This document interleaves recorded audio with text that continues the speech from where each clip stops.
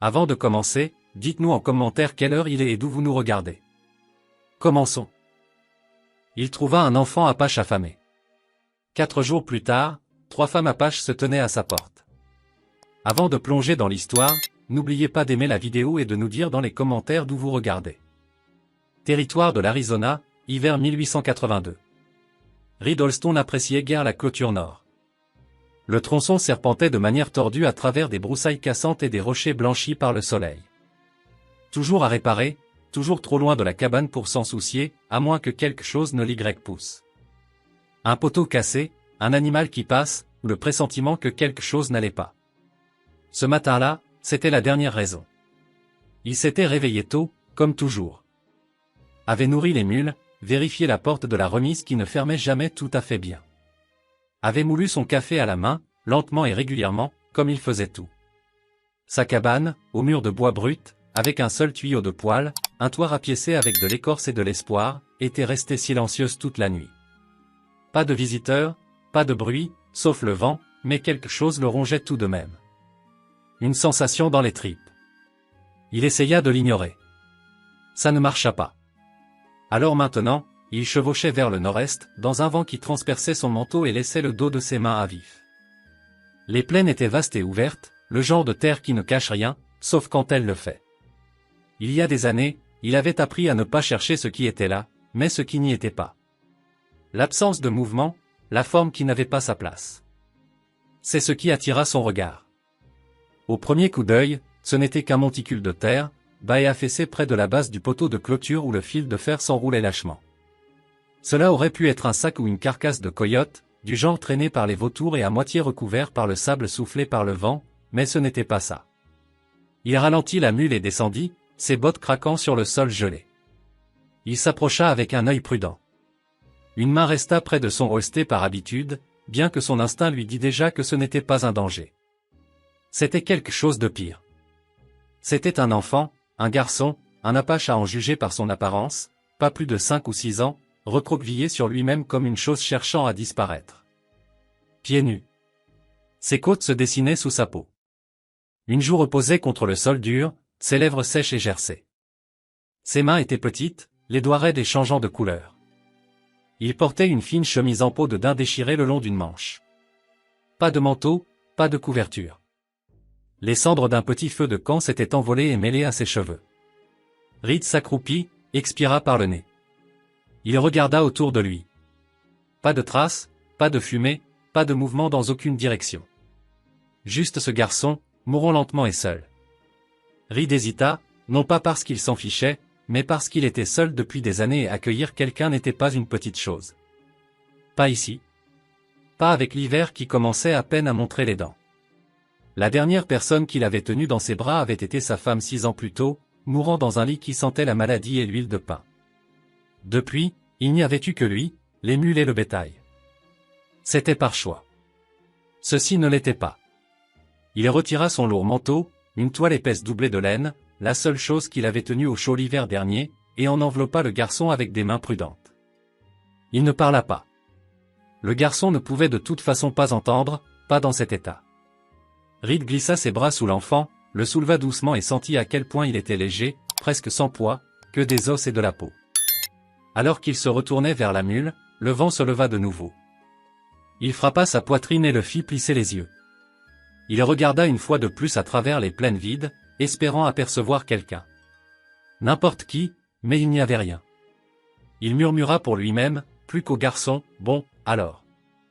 Il retourna à la cabane avec le garçon bercé dans un bras, les rênes lâches dans l'autre main. Chaque battement de sabot martelait un peu plus de clarté dans sa poitrine. Ce n'était pas temporaire. Ce n'était pas une aumône. C'était sa responsabilité, maintenant. Le trajet dura 20 minutes. Il ne se pressa pas. À l'intérieur de la cabane, le poêle était encore chaud du feu du matin. Il alimenta le feu avec du cèdre sec, puis dégagea le lit de camp près de celui-ci. Il y déposa doucement le garçon, toujours enveloppé dans son propre manteau, et sentit le froid quitter la peau de l'enfant par vagues lentes. Il alla chercher de l'eau, la fit chauffer, lava les mains du garçon avec un chiffon, remarqua les coupures, la saleté incrustée sous ses ongles et les ecchymoses violacées le long de ses avant-bras. Reed ne demanda pas ce qui s'était passé. Le garçon n'aurait de toute façon pas pu répondre. Il prépara un bouillon, des haricots dilués avec de la graisse, du sel et de l'eau, et le laissa refroidir dans une tasse en fer-blanc. Il s'agenouilla, souleva légèrement la tête du garçon et pressa le bord de la tasse contre ses lèvres. Le garçon déglutit. C'était suffisant. Reed resta là, à côté de lui, pendant un long moment, agenouillé sur le sol de la cabane, les genoux douloureux, une main posée sur l'épaule du garçon, non pas pour le réconforter, mais pour se rappeler que c'était réel, que quelqu'un d'autre respirait à nouveau dans sa maison. Que quelqu'un d'autre comptait. Il ne dormit pas cette nuit-là. Il s'assit sur une chaise près du poêle, regardant la poitrine du garçon se soulever et s'abaisser sous les fourrures, écoutant le vent marteler les murs. Il n'y avait pas de plan, pas d'explication, juste le fait que quelque chose en lui refusait de laisser cet enfant mourir là-bas, seul. Même s'il ne savait pas ce qui viendrait ensuite. Le garçon ne parla pas le premier jour, ni le suivant. Reed Holston ne le pressa pas. Il n'essaya pas de lui arracher un nom, un mot ou une histoire. Le garçon mangeait ce qu'on lui donnait, buvait quand on le lui demandait et dormait plus que tout. Quand il était éveillé, ses yeux suivaient Reed, jamais tout à fait confiant, mais jamais effrayé non plus. Juste observateur. Reed répara la charnière cassée de la porte, fendit plus de bois de chauffage, revérifia la ligne de clôture et nourrit le bétail. Il suivait sa routine avec la même discipline silencieuse qu'il avait toujours eue, mais maintenant il y avait une assiette supplémentaire sur la table, et il cuisinait plus d'une portion à la fois. Cela ne demandait pas beaucoup de réflexion. Il le faisait, c'est tout. C'est ainsi qu'il vivait depuis la guerre. Faire la prochaine chose, puis la suivante. Ne pas penser au-delà de demain. Le troisième soir, le garçon se tenait debout tout seul, pieds nus près du poêle, tenant la tasse que Reed lui tendait des deux mains. Ses jambes étaient encore instables. Reed remarqua que le garçon regardait la porte plus d'une fois, comme s'il attendait quelqu'un. Reed posa son café et se pencha en avant sur sa chaise. « Quelqu'un vient te chercher ?» demanda-t-il simplement. Le garçon ne répondit pas. Ses doigts se resserrèrent sur la tasse. Reed ne demanda pas à nouveau, mais cette question, « Quelqu'un vient te chercher ?» resta coincée au fond de son esprit tandis que le feu crépitait doucement. Le lendemain matin, la réponse vint. C'était juste après l'aube, avant que le soleil ne se lève sur la crête. Reed était sorti chercher du petit bois quand la mule renifla brusquement et recula de la clôture. Reed suivit le regard de la mule. Là, dans la pâle lumière grise, se tenaient trois silhouettes à pied. Des femmes, apaches, assez proches maintenant pour que leur souffle soit visible dans l'air froid.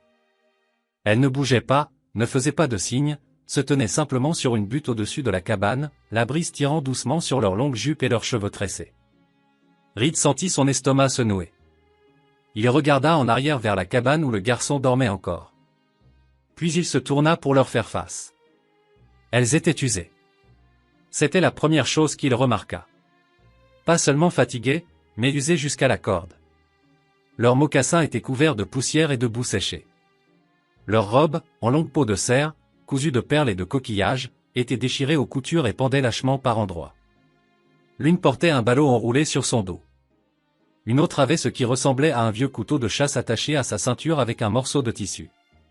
Leurs joues étaient brûlées par le soleil, leurs bras minces poincelles de devant, clairement la plus âgée, s'avança seule. Elle avait un corps fort, des formes courbes, larges aux hanches, avec une poitrine pleine et haute sous les lacets desserrés d'un corsage déchiré. Sa robe avait été raccommodée par endroits avec des pièces de cuir, mais le devant bâillait encore assez pour révéler le haut de ses seins se soulevant et s'abaissant au rythme de sa respiration. Son regard ne vacilla pas. Sa voix, quand elle parla, était basse et égale. « Vous avez notre fils, dit-elle. » Pas de colère, pas de menace, juste un fait. La mâchoire de Reed se serra. Son esprit travailla vite. Le garçon n'avait rien dit, mais les signes étaient tous là. Cette femme, cette mère, avait cherché pendant des jours, probablement, peut-être plus longtemps. Il regarda au-delà d'elle vers les deux autres femmes. L'une était plus jeune avec de longs cheveux noirs lâches et des yeux qui balayaient la cabane et les arbres au-delà. L'autre se tenait à ses côtés, mince et voûtée, les lèvres serrées. Reed ne dit rien pendant un moment. Son pouls était stable, mais son corps était en alerte, ses épaules tendues. Il regarda la plus âgée dans les yeux. Il est à l'intérieur, il dort encore. Elle hocha la tête une fois, puis attendit. Reed hésita. Il avait toutes les raisons de ne pas faire confiance à des étrangers à sa porte. Apache ou non, 3 adultes désespérés apparaissant à l'improviste en hiver comportaient un risque. Mais il savait aussi ce que signifiait perdre quelqu'un, suivre des traces pendant des jours, en espérant que le prochain repère mènerait quelque part. Et il savait ce que cela signifiait quand la piste se terminait à votre porte. Il recula d'un pas. « Entrez », dit-il. Elles se déplacèrent en silence. Pas de questions, pas d'hésitation. Quand elles entrèrent dans la cabane, la chaleur les frappa au visage. Leurs corps se raidirent sous l'effet du changement. Reed regarda la plus âgée traverser rapidement le sol et tomber à genoux près du lit de camp. Le garçon s'agita, clignant des yeux. Puis ses yeux s'illuminèrent. Il se jeta dans ses bras sans un bruit, enfouissant son visage dans le creux de sa poitrine. Elle l'enlaça fermement, les mains sur son dos, sa tête s'inclinant jusqu'à ce que ses lèvres touchent ses cheveux. Les 2 autres femmes se tenaient dans l'ombre près du mur, observant avec de grands yeux, mais sans s'approcher. Le garçon ne pleura pas. Elle non plus. Ils se tenaient juste l'un à l'autre. Reed versa de l'eau dans une tasse en fer blanc et la fit glisser sur la table. Puis il ouvrit le garde-manger, sortit le peu qui restait, de la viande séchée, du pain dur, quelques haricots secs, et les plaça près du poêle. « Mangez », dit-il. Les femmes ne bougèrent pas tout de suite. Puis la plus grande, tenant toujours le garçon, tendit la main et prit un morceau de pain, le rompit, en donna une partie à l'enfant, puis une autre aux autres femmes. Elles mangèrent lentement, délibérément, en silence. Après un long silence, elle leva les yeux vers Reed. « Je suis Asha », dit-elle. Il hocha la tête une fois. « Reed ?» Un autre instant passa. « Pourquoi l'avez-vous aidé ?» demanda-t-elle. Pas en colère, juste essayant de comprendre. Reed se frotta la nuque. Ça ne me semblait pas juste de le laisser là. Asha soutint son regard une longue seconde. Non, dit-elle doucement. Ça n'aurait pas été juste. Cette nuit-là, les femmes restèrent. Reed n'offrit aucune promesse, ne fit aucun discours de bienvenue. Il disposa simplement des fourrures supplémentaires près du poêle, ajouta plus de bois au feu et s'assura que la marmite d'eau restait pleine. Il nettoya son fusil avant de se coucher, comme toujours. Mais quand il leva les yeux, il remarqua quelque chose de différent. La cabane n'était plus vide. Et pour la première fois depuis longtemps, cela ne ressemblait pas à une menace. Cela ressemblait à quelque chose qui commençait. Le matin vint, gris et sec, du genre qui ne porte aucune chaleur malgré le soleil se levant sur la crête. Reed Holston se tenait près du poêle, ajoutant du bois fendu à la flamme, tandis que la bouilloire en fonte cliquetait faiblement à côté de lui. Ses épaules lui faisaient mal après une nuit de sommeil difficile sur la chaise, mais il ne le montrait pas. Derrière lui, la cabane était plus silencieuse que d'habitude, mais pas complètement. Le garçon était de nouveau recroquevillé près du feu, bien blotti dans un tas de fourrures pliées. Sa mère, Asha, était agenouillée à ses côtés. Elle n'avait pas beaucoup dormi. C'était clair. Ses longs cheveux noirs étaient toujours tressés serrés, bien que la poussière s'accrochât aux pointes. Sa robe, en peau de cerf effilochée, rapiécée aux coutures, pendait lâchement sur ses courbes, les lacets sur sa poitrine à moitié nouée. Une main reposait sur le dos du garçon. L'autre restait sur sa propre cuisse, immobile et stable. Reed ne demanda pas de quoi elles avaient fui. Il se dit qu'il n'en avait pas besoin. Les 2 autres femmes étaient restées près des ombres de la pièce. La plus jeune, Reine, comme il l'apprendrait plus tard, gardait le dos près du mur, les yeux vifs, sans dire un mot. La plus douce, Tula, semblait plus âgée qu'elle ne l'était probablement, se déplaçant doucement, prudemment, comme quelqu'un habitué à éviter les bruits forts. Elle se tenait maintenant près de la fenêtre, regardant à travers les broussailles avec un visage qui disait qu'elle n'attendait pas grand-chose de bon de la journée. Reed les observait toutes derrière sa tasse de café. Il n'était pas habitué à cette compagnie, au bruit, à ces respirations qui n'étaient pas les siennes. Il n'avait jamais invité personne à rester aussi longtemps, pas même les livreurs de Bisbee. Et pourtant, il ne leur avait pas demandé de partir non plus. Il n'était pas sûr de ce que cela signifiait. « Je dois vérifier la clôture », dit-il après un moment. Sa voix sortit sèche et plate. Personne ne répondit, mais la tête d'Asha s'inclina très légèrement, et Reed sut qu'elle l'avait entendu. Il attrapa son manteau, mit son fusil à l'étui et sortit dans le froid. La porte claqua derrière lui. La ligne de clôture était à un quart de mille à pied de la cabane. Le vent balayait la terre dure comme s'il essayait de la mettre à nu. Reed vérifia les poteaux un par un, trouvant quelques fils lâches et un coin qui avait été frotté par un cerf ou un coyote. Il travaillait avec des mains gantées, enfonçant une attelle, tendant le fil. Son souffle formait de la buée dans l'air, mais son esprit n'était pas au travail. Il continuait de penser à ce qu'Acha avait dit la nuit précédente. « Vous avez notre fils, pas mon fils, pas le garçon. Notre fils. » Cela signifiait quelque chose. Peut-être pas de la manière dont la plupart le liraient, mais pour Reed, cela laissait entrevoir un lien entre ces femmes. Pas seulement de sang, mais de survie partagée. Peut-être n'était-elle pas de la même famille. Peut-être était-elle tout ce qui restait de quelque chose de plus grand. Une tribu, un camp, une communauté, anéantie ou dispersée. Il avait déjà vu ça.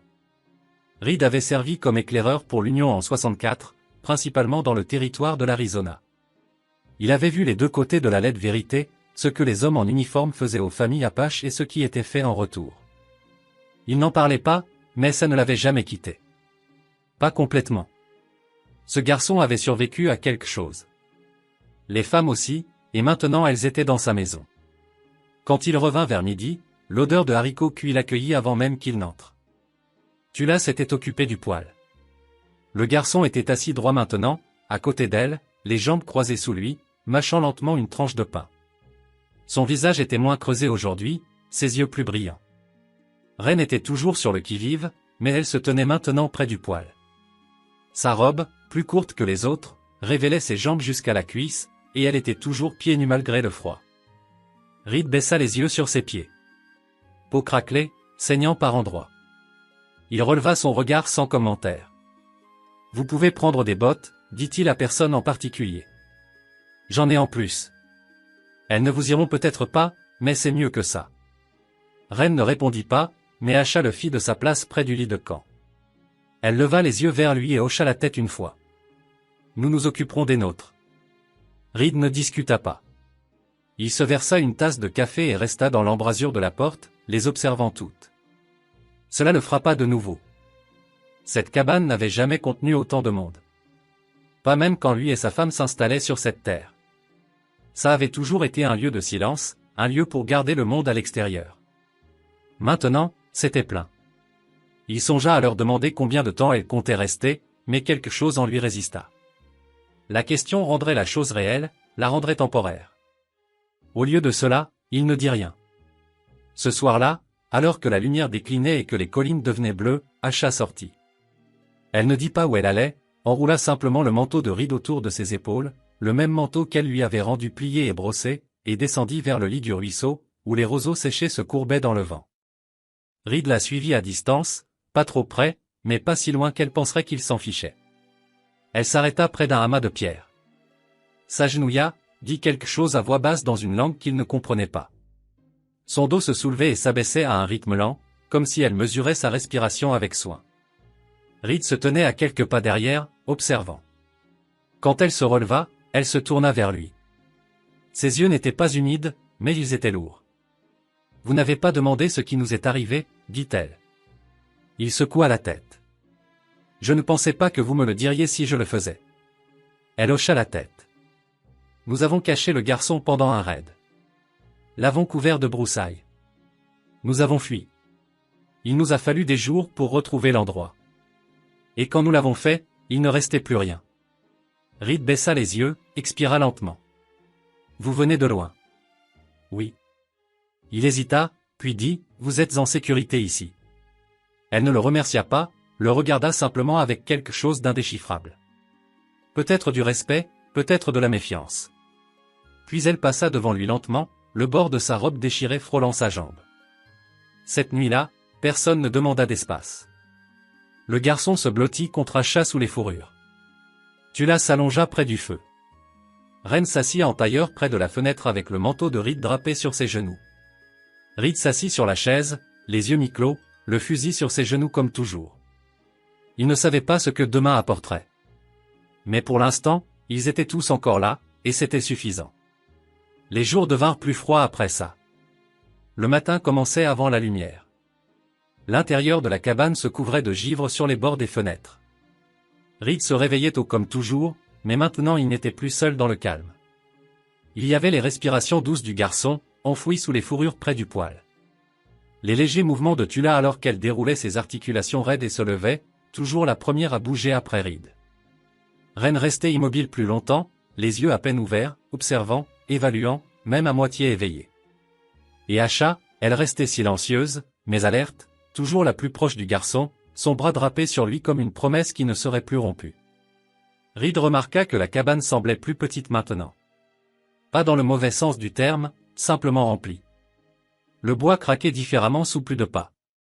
La bouilloire se vidait plus vite. Le bois de chauffage disparaissait 2 fois plus vite. Mais personne ne se plaignait. Ils bougeaient tous en rythme, comme s'ils avaient déjà fait ça, ou du moins comprenaient ce que signifiait survivre à l'hiver avec d'autres. La routine, le silence et l'utilisation de chaque miette. Ce matin-là, alors qu'il enfilait son manteau et ouvrait la porte, le vent se précipita, vif et sec, coupant à travers la cour avec un hurlement qui agita le bétail dans l'enclos. Il sortit et remarqua immédiatement Asha derrière lui. Elle l'avait suivi, pieds nus à l'exception de mocassins usés, ses bras serrés contre sa poitrine. Les lacets lâches de sa robe en peau de cerf s'écartaient de nouveau sur sa poitrine, plus par usure que par intention, mais Reed détourna le regard par instinct et par respect. « Vous avez froid » marmonna-t-il. Elle ne dit rien, se contenta de serrer plus fort ses bras. Sans réfléchir, il retira de nouveau son manteau et le lui tendit. Elle hésita, ses yeux se plissant, non par peur, mais par fierté. « Prenez-le, dit-il simplement. Je bouge. Pas vous. » Elle tendit la main et prit le manteau. Ses doigts effleurèrent les siens une seconde, peau chaude contre main rugueuse et calleuse. Elle glissa le manteau sur ses épaules et resta immobile dedans un instant, le regardant. Son expression s'adoucit légèrement. « Vous donnez votre manteau trop facilement, dit-elle. Reed haussa brièvement les épaules. « Il n'y a que vous qui grelottez là. » Ce fut la première fois qu'elle faillit sourire. Ils allèrent ensemble au corral. Asha resta silencieuse, observant comment il vérifiait la barrière, comment il passait la main sur le flanc de la mule, comment il versait quelques poignées d'avoine dans l'abreuvoir et passait sa botte dans la boue gelée pour vérifier le drainage. Elle suivait, marchant prudemment, son corps se mouvant avec une confiance tranquille. Elle ne demanda pas à aider. Elle ramassa juste le sac de nourriture quand il glissa du crochet et le tint ouvert pour lui. Il remarqua qu'elle ne portait pas de gants. Ses doigts étaient rouges de froid. « Vous utilisez des chevaux » demanda-t-il. « Pas de votre genre » répondit-elle. Les nôtres étaient plus rapides, plus petits. Pourriez-vous avoir besoin d'aide? Elle ne répondit pas, mais elle resta. De retour dans la cabane, Tula avait commencé une soupe. Reed pouvait sentir la graisse du porc salé et des oignons sauvages qui chauffaient dans la marmite. Le garçon jouait maintenant, tranquillement avec un bâton qu'il traînait le long du foyer. Ren était assise près de lui, les jambes repliées sous elle, une main tournant paresseusement un petit sac en cuir entre ses doigts. Reed s'assit à table. Ses muscles lui faisaient mal. Le bas de son dos s'était raidi après avoir porté du bois la veille, mais il ne dit rien. Plus tard, pendant que les femmes mangeaient, Asha se leva et se dirigea vers la bassine. Elle trempa un chiffon dans l'eau tiède et s'agenouilla devant Ren, qui tressaillit légèrement. Asha ne dit rien, prit juste le pied de sa sœur, nu, craquelé, saignant par endroits, et commença à le nettoyer. Reed observait de l'autre côté de la pièce. Il réalisa alors qu'elles n'étaient pas seulement des femmes voyageant ensemble. Elles se soutenaient mutuellement, pas sœurs de sang, peut-être, mais quelque chose de plus ancien, quelque chose de mérité. Il regarda Asha envelopper le pied dans une bande de coton propre qu'elle avait déchirée de son propre ourlet. Ren ne parla pas, mais sa tête s'inclina, son menton baissé. C'était la chose la plus proche d'un merci que Reed l'avait vu donner. Cette nuit-là, après que le feu ait été ravivé et que le vent secouait les fenêtres par fortes rafales, Reed s'assit près du poêle pour nettoyer son fusil. Il remarqua Asha debout près de la porte, fixant le loquet. « Vous craignez que quelqu'un soit encore dehors » demanda-t-il. Elle ne répondit pas tout de suite. Puis elle dit, « Les hommes qui ont brûlé notre camp, ils ne viendront pas si loin. Pas à pied. Mais s'ils ont vendu des informations. Ils ne viendront pas, » l'interrompit Reed. « Soyez-en certaine. » Elle le regarda. « Vous ne pouvez pas savoir ça. »« Non, » dit-il, « mais j'ai vu des hommes comme ça. Ils ne poursuivent pas ce qu'ils croient déjà morts. » Asha hocha légèrement la tête, mais ses doigts s'attardèrent près du cadre de la porte, frottant le bois brut comme si elle en mémorisait le grain. Il posa le fusil. vous n'êtes pas seul ici, dit-il. Elle se tourna lentement, sa silhouette se découpant dans la lumière du feu, son manteau toujours drapé sur ses épaules. Il glissa légèrement d'une épaule, révélant la ligne lisse de sa peau jusqu'à sa clavicule. Elle ne le remonta pas, resta simplement là. « Vous n'avez pas demandé ça, dit-elle. » Reed secoua la tête. « Personne ne l'a fait. Pourtant, ajouta-t-elle doucement, vous n'avez pas fermé votre porte. » Il ne parla pas. Nul besoin. Le vent dehors se leva de nouveau, faisant cliqueter le loquet, puis se calma. Asha s'approcha lentement et régulièrement, et s'assit près du poêle, pas à côté de lui, mais assez près pour que leurs genoux se touchent presque. « Vous avez perdu quelqu'un, dit-elle. »« Ma femme, répondit-il après une pause. « Il y a 6 ans. Pneumonie. » Asha regarda le feu. « J'ai perdu tout le monde en une nuit. » Ils restèrent assis là sans parler tandis que le feu crépitait et que la respiration du garçon devenait régulière dans son sommeil derrière eux. Personne ne bougea pour éteindre les lampes. Personne ne dit à personne où dormir. Et quand Asha se pencha et ajusta la bûche dans le feu avec un tisonnier, son bras nu effleura celui de Reed. Elle ne se retira pas, et lui non plus. La neige tomba fort cette semaine-là. Elle commença comme un saupoudrage sur la crête un matin, mais la nuit suivante, le sol était recouvert d'une épaisse et lourde couverture, pesant sur tout. Les branches des mesquites ployaient bas. L'enclos des mules se remplit de congères. L'air lui-même semblait plus silencieux, assourdi sous le poids de l'hiver qui s'installait. Reed Holston se levait tôt et se couchait tard, travaillant pour garder la cabane au chaud, les animaux nourris et le toit dégagé avant qu'ils ne s'affaissent sous une neige qu'il n'était pas conçu pour supporter. Mais cette fois, il ne le faisait pas seul. Asha s'adapta aux routines sans qu'on le lui dise. Elle coupait du bois sans demander. Elle nourrissait la mule, puis rentrait se réchauffer les doigts près du poêle avant d'aider Tula avec ce qui cuisait. Elle portait toujours sa robe en peau de cerf, rapiécée, effilochée, obstinément basse sur la poitrine, mais maintenant elle était superposée avec un manteau que Reed lui avait donné et une écharpe en laine qu'elle avait trouvée dans son coffre de rangement. Elle se comportait de la même manière chaque jour, calme, concentrée, avec une sorte de force patiente que Reed respectait profondément. Ren gardait toujours ses distances. Elle parlait peu, observait tout, mais sa tension s'était relâchée. Elle ne sursautait plus quand Reed entrait dans une pièce. Elle emmena le garçon dehors une fois juste pour le faire marcher autour de la cabane et revenir. Il revint les joues rouges et riant. Le premier vrai son de joie que Reed avait entendu de lui depuis qu'il l'avait trouvé. Le garçon, dont il prononçait maintenant le nom Tojo, avait commencé à parler à voix basse, principalement à Asha, parfois à Tula, jamais à Reed, mais il le suivait dans la cour quand Reed transportait de l'eau ou vérifiait les pièges. Il ne posait pas de questions, il imitait juste ses mouvements comme s'il essayait d'apprendre quelque chose en le faisant. Reed ne s'en souciait pas. Cela lui rappelait des jours plus simples, avant que tout ne devienne silencieux dans son monde. Un après-midi, alors que la neige s'arrêtait pour quelques heures, Asha aida Reed à dégager un sentier jusqu'au poulailler. Ils travaillaient côte à côte, sans parler. Elle se déplaçait avec un rythme naturel, son corps fort et capable. À un moment donné, elle s'arrêta pour brosser la neige de sa manche et surprit Reed en train de la regarder. Il détourna rapidement les yeux, mais elle non. « Vous viviez avec des gens avant, » dit-elle. Ce n'était pas une question, mais une observation. Reed hocha la tête une fois. Il y a longtemps. Des soldats, des éclaireurs, puis des éleveurs, puis juste moi et elle. Asha jeta un coup d'œil vers la cabane. La femme que vous avez perdue? Oui, elle est morte ici. Dans ce lit? Silence. Puis Asha dit, c'est un bon endroit pour mourir. Au chaud, à l'abri. Reed ne répondit pas. Il resserra sa prise sur la pelle et dégagea un autre passage dans la neige. Ce soir-là, après le dîner ragoût de lapin et pain dur, ils s'assirent ensemble dans la cabane tandis que le vent hurlait dehors. Tula s'était mise à recoudre une déchirure dans la manche de Ren. Tojo était blotti la tête sur les genoux d'Asha, le pouce près de la bouche, mais pas tout à fait dedans. Il devenait plus fort, mangeait plus, respirait plus facilement. La teinte violacée de ses doigts s'était estompée. Reed était assis dans un coin, affûtant sa lame, à moitié concentré, à moitié écoutant le son de la cabane avec des gens à l'intérieur. De vraies personnes, bougeant, vivant, pas des fantômes. Asha caressait les cheveux de Tojo, sa main se déplaçant lentement et régulièrement. « Il a besoin d'un père, dit-elle soudainement. Reed leva les yeux, surpris par sa franchise. Je ne vous demande rien, ajouta-t-elle, lisant son visage. Je dis juste qu'il en a besoin. Reed hocha la tête. Il grandira et se forgera lui-même. Peut-être, dit-elle. Mais les garçons qui n'ont pas d'homme à suivre, soit ils deviennent sauvages, soit ils deviennent durs. Parfois les deux. Reed se pencha en arrière dans sa chaise, fixa le feu pendant un long moment.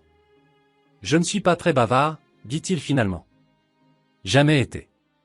Vous n'avez pas besoin de parler, dit-elle sans le regarder. Juste de rester. Plus tard cette nuit-là, après que les autres se soient couchés, Reed resta éveillé, assis près du poêle, regardant les dernières braises se consumer. Le vent dehors s'était adouci. Des flocons de neige tapaient doucement contre la vitre. Asha vint à côté de lui, enveloppé dans son manteau, ses pieds nus silencieux sur le plancher de bois. Elle ne parla pas, elle se tint juste là, près de lui. Sa main effleura son épaule, puis s'y posa. Reed ne bougea pas. Il ferma les yeux et la laissa faire.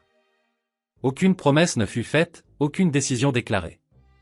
Mais à cet instant, quelque chose qui avait été verrouillé au plus profond de lui bougea. Pas complètement, juste assez. Les jours passèrent plus lentement au cœur de l'hiver. Mais chacun portait plus de poids. La neige ne se leva pas. Elle durcit, gela en crête croûtée le long des avant-toits, s'accumula en haute congère contre les poteaux de clôture et scella le paysage dans le silence. Reed Holston se déplaçait à travers tout cela sans se plaindre. Il gardait les chemins déblayés, les animaux nourris, les pièges vérifiés.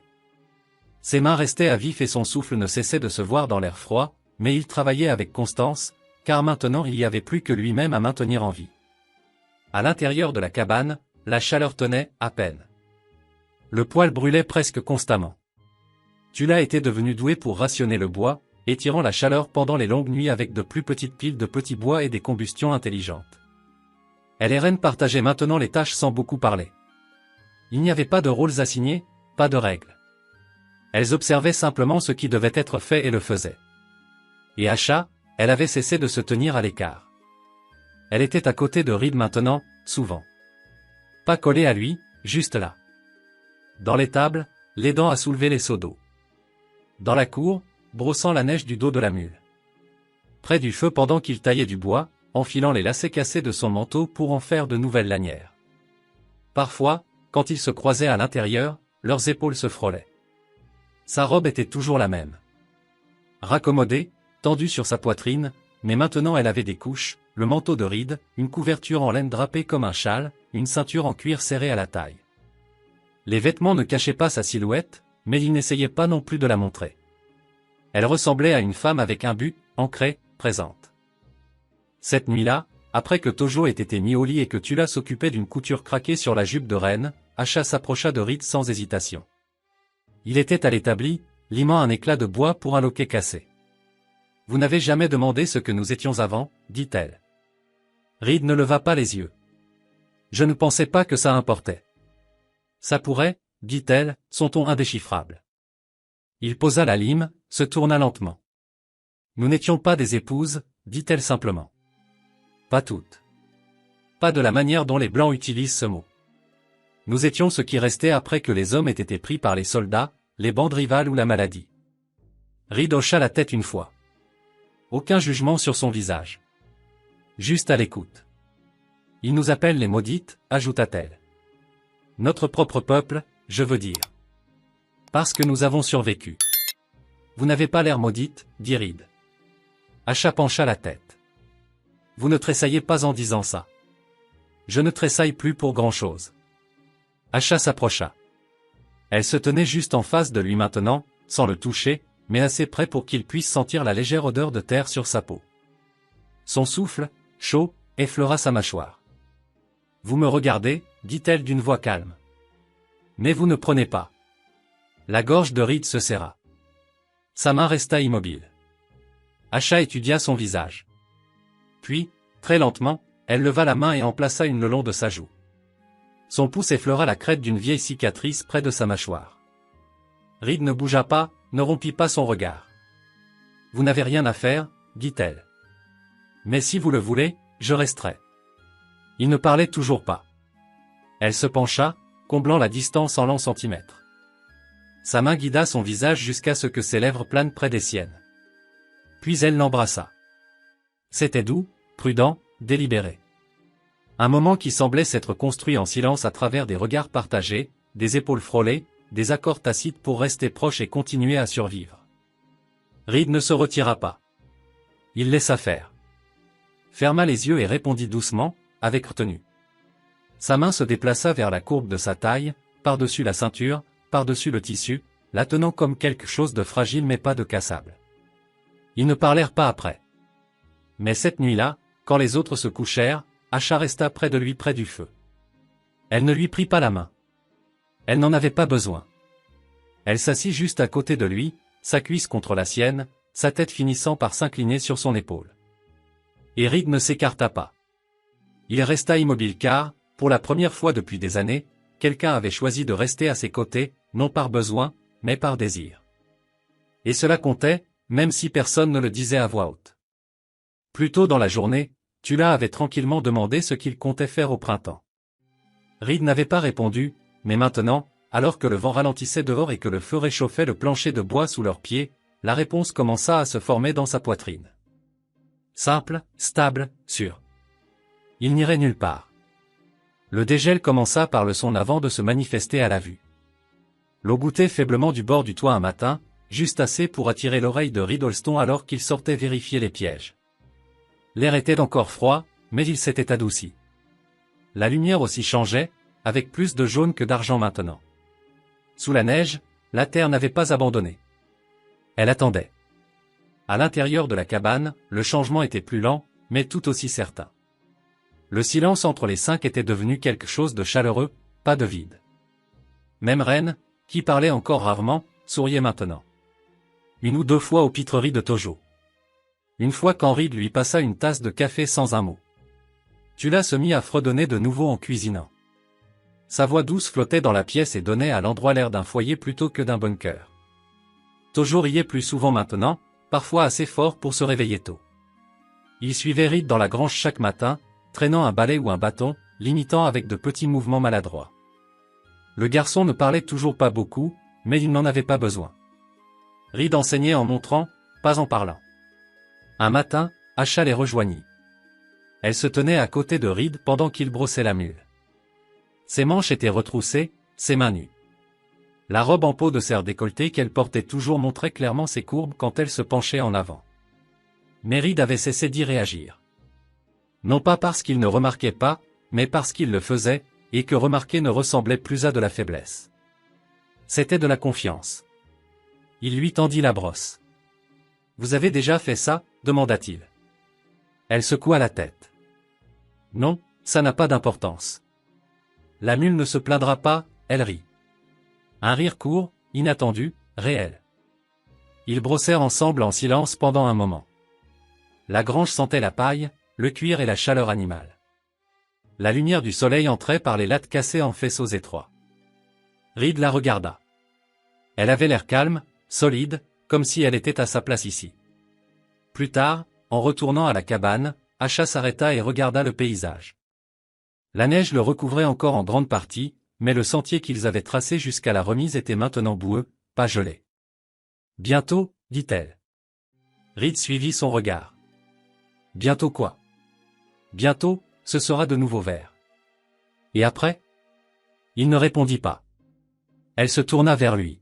« Nous ne comptons pas prendre le garçon et partir, Reed. Si c'est ce qui vous inquiète. » Il secoua la tête. « Ce n'était pas ça. Je ne demande rien, dit-elle.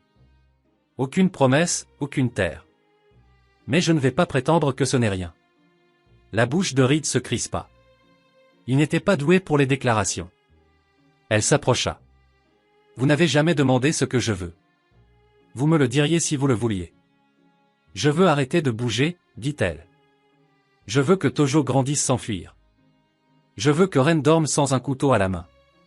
Je veux que Tula fredonne sans regarder par-dessus son épaule. » Sa voix s'adoucit.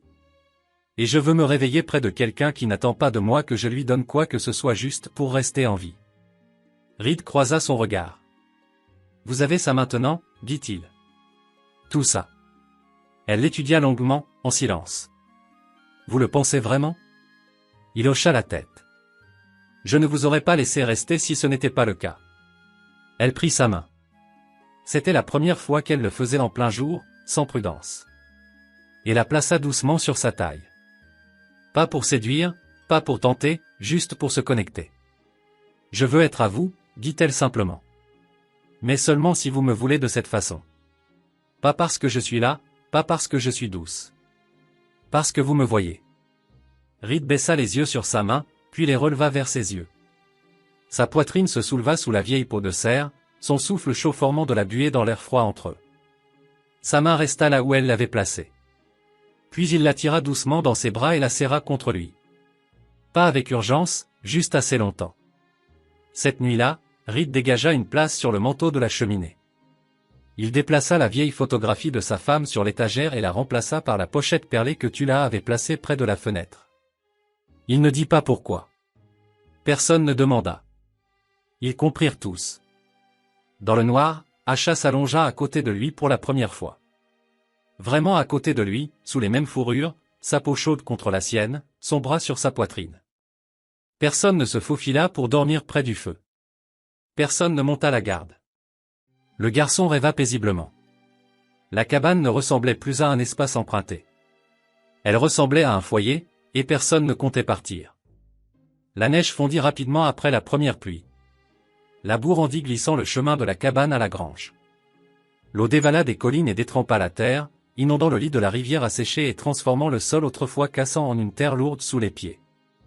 Reed Holston se tenait sur le porche ce matin-là, une pelle à la main. L'odeur de pain dégelé et de poussière humide était lourde dans l'air. De la vapeur s'élevait du toit avec le soleil. Pour la première fois depuis des mois, les oiseaux étaient revenus. Des hirondelles volant bas, filant autour du bord de la cour comme si elles attendaient le bon signal. À l'intérieur, la cabane avait changé de manière discrète. Les fourrures étaient maintenant pliées en une pile soignée au lieu d'être éparpillées. La vitre fissurée de la fenêtre avait été réparée avec un carré de toile huilée cousu proprement par Ren. Le garde-manger était mieux organisé. Le garçon, Tojo, avait un tapis tissé où il se blottissait la nuit au lieu de dormir près du poêle. Et Tula avait fait comprendre avec des mots doux qu'il avait besoin de structure maintenant, pas seulement de chaleur. Il ne discuta pas. Il avait commencé à l'appeler « tante » en apache à voix basse. Et parfois, elle se laissait sourire quand il le faisait. Reed se déplaçait plus lentement ces jours-ci, non pas à cause de l'âge, mais par observation. Il regardait plus, prenait le temps de remarquer des choses qu'il ignorait auparavant. Il remarqua la façon dont Ren avait cessé de garder un couteau caché sous sa couverture. La façon dont Tula parlait plus librement quand le vent se levait, racontant des histoires de son enfance comme si elles avaient toujours appartenu à cet endroit. Et il remarqua la façon dont Asha bougeait quand elle pensait que personne ne regardait, ses mains lissant sa robe, son corps détendu, son visage adouci. Il ne manqua pas de voir comment elle s'attardait maintenant quand elle le touchait. Sa paume sur sa poitrine le matin, ses doigts frôlant son bras quand elle passait. Elle ne demandait rien de plus que ce qu'ils avaient déjà. Mais Reed le sentait se construire entre eux. Pas une question, une certitude. Ce soir-là, ils s'assirent ensemble dehors tandis que le ciel virait à l'orange. Asha se tenait au bord de la clôture, les bras croisés, les cheveux détachés sur ses épaules. Elle portait toujours la même robe, mais maintenant elle était entièrement réparée, cousue avec soin par Tula et elle-même, et serrée à la taille par une nouvelle ceinture en cuir que Reed lui avait donnée. Elle encadrait pleinement sa silhouette, ses hanches, sa poitrine, la courbe de son dos, et il ne détourna pas le regard quand il le remarqua. Plus maintenant. Reed se plaça à côté d'elle, les bras croisés de la même manière. Le toit aura besoin d'être refait, dit-il doucement. Asha pencha la tête. Alors nous resterons assez longtemps pour ça. Reed hocha légèrement la tête. Elle regarda vers les montagnes. Tu penses que d'autres de notre camp s'en sont sortis? Il resta silencieux un instant, puis dit, quelques-uns peut-être. Pas beaucoup. Asha inspira par le nez, puis expira lentement. Nous avons survécu, dit-elle. Ça devrait signifier quelque chose. Ça en a un. Elle se tourna vers lui. Je veux que ce soit plus qu'un abri, Reed. Je veux des racines, pas seulement la survie. Il la regarda un long moment, puis dit, alors restez. Plantez-les ici. Elle s'approcha, son corps maintenant pressé contre le sien. Une main reposa sur sa poitrine, les doigts écartés. Sa voix baissa. Je veux partager ton lit. Reed ne répondit pas avec des mots. Il se pencha lentement et sûrement, et l'embrassa. Pas un effleurement de lèvres cette fois. Une connexion profonde, stable. Sa main glissa le long de son cou, ses courbes contre lui, son souffle se coupant légèrement. Cette nuit-là, elle le rejoignit sous les fourrures. Pas pressés, pas désespérés, leurs corps s'emboîtaient comme s'ils se connaissaient depuis plus longtemps que ce long hiver. Sa main guida la sienne, lente et certaine. La lumière du feu vacillait sur sa poitrine où sa robe avait été descendue jusqu'à sa taille, ses seins pleins et nus contre lui. Ses cuisses s'enroulèrent autour de ses hanches. Ils ne parlèrent pas pendant, juste respirèrent, bougèrent ensemble, restèrent. Plus tard, elle était allongée la tête sur son épaule, son bras autour de sa taille, ses doigts traçant la cicatrice qui courait le long de ses côtes. « Je n'ai pas besoin de promesses, murmura-t-elle. « Tu as plus que ça, dit-il. » Le matin, Ren les vit à travers l'embrasure de la porte, toujours blottis l'un contre l'autre. Elle ne parla pas, mais quand elle apporta de l'eau à l'intérieur, elle la posa sur la table avec une douceur que Reed n'avait jamais vue chez elle auparavant. À midi, la terre à l'extérieur avait commencé à montrer des pousses vertes le long de la clôture, et à l'intérieur, quelque chose s'était enraciné pour de bon. À la fin du printemps, la terre avait entièrement retrouvé ses couleurs. Les collines au-delà de la cabane, autrefois grises et stériles, fleurissaient de fleurs sauvages jaunes et d'herbes de prairies robustes.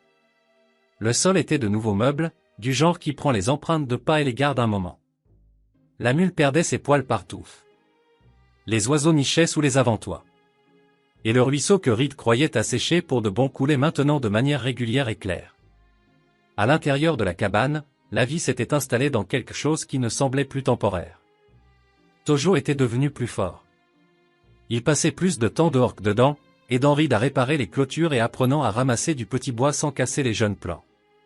Ses mots venaient plus librement maintenant, moitié anglais, moitié apache, mais toujours précis, prudent, comme s'il apprenait encore à faire confiance à sa propre voix. Ren s'était aussi fait une place.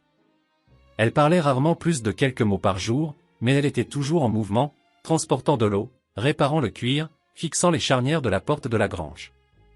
Elle avait pris en charge le mur des harnais, organisant les outils de Reed mieux qu'il ne l'avait jamais fait. Elle ne souriait pas souvent, mais quand elle le faisait, c'était sincère.